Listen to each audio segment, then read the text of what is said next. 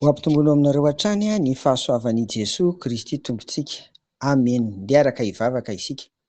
Misaotra anao izay Tompo fa afaka nankalaza ny nilatsahan'ny fanahy masina dia ny andro pentekosita niaraka tamin'ireo kristianina marobe. Ary misaotra anao indray izay omenao an'izao herinandro vaovao izao. Dia raha saotra aja voninahitra Tompo atolotra ianao amin'ny anaran'i Jesosy. Amen. Araka izany dia afaka nankalaza isika omaly ny andro pentekosita ary resy lahatra izay ry havana eo anatrehan'ny Tompo fa ny pentekosita malagasy indray kosa no resahana amintsika amin'izao mofinaina amin'ity alatsinainy fa 9 jona taona 2024 ity. Inona angaha izany?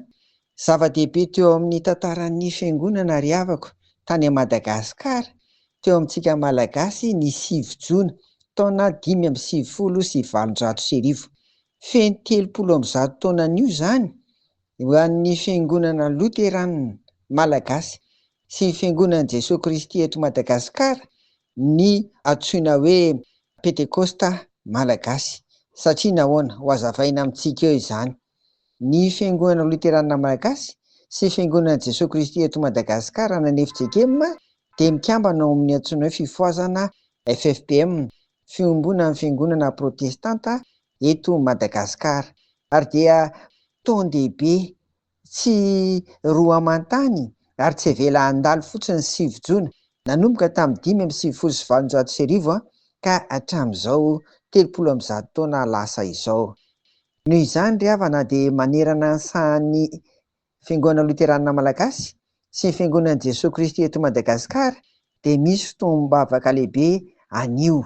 Ao ny fanasa-tongotra, misy ny manao vavaka sy fifadian-kanina, ary amin'ny asam-pifoazana azy dia misy ny asa sy fampiarezana.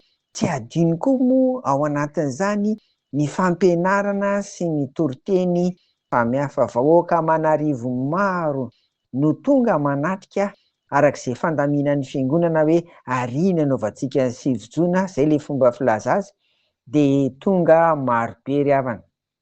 Noho ny andro pentekosita omaly dia mino aho fa tsy afaka nanomboka omaly na matetika mantsy dia eo amin'ny 2 andro na 3 andro mialoha, izany hoe ny 7 jona na ny 8 jona dia efa manomboka ny fotoana fafamaranana ilay 9 jona. Fa raha tsy izany tsy mahavita ilay nambarako teo hoe misy fanasa-tongotra, fifadian-kanina, fampianarana, toriteny.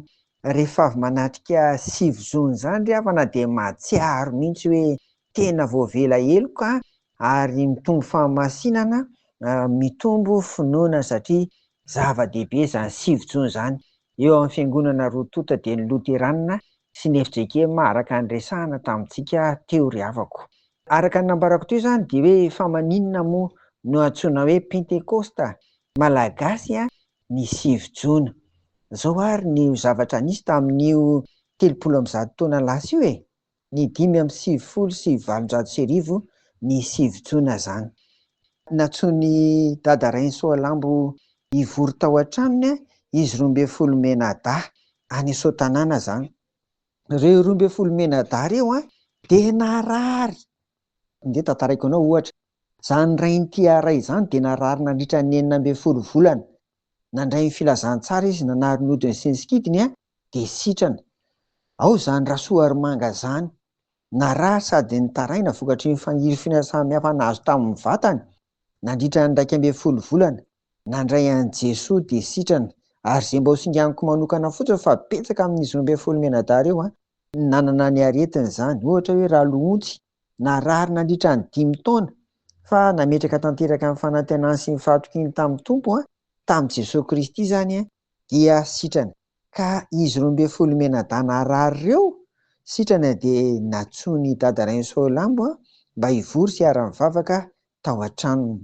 Dia natomboka tamin'ny alalan'ny vavaka ny dinidinika samihafa, novakiana ny tenin'ny soratra masina. Tao aorian'izany dia nivavaka Rainsoalambo nisaotra an'Andriamanitra noho ny fahagagana nataony tamin'ny fanasitranana azy ireo sy ny famonjeny ary ny halehibehan'ny fitiavana. Nangataka tamin'i Jesosy mba hanampy azy hanao izao asa fitoriana filazantsara izao koa izy. Izy rehetra nanatrika dia niompanahy tamin'ny alalan'izany vavaka izany. Feno sento, nangorakoraka, na tsy ary fiadanana sy fifaliana, satria nisy hery vaovao indray ao anaty. De niorooro ny trano nisy azy ireo, ary nisy feo mivantana ren'izy ireo nanao hoe: ianareo ny toro fibebahana amin'ny oloko fa hamonjy ny oloko aho averiko. Niorooro ny trano nisy azy ireo, ary de reny mihitsy le hoe nisy feo nanambara hoe: ianareo no toro fibebahana amin'ny oloko fa hamonjy ny oloko aho. Zany ry havana no niseho ny 9 jona izay hoy aty hoe tsy avelan-dalo. Raha tany Madagasikara zany de fotoam-bavaka lehibe, ny andro anio.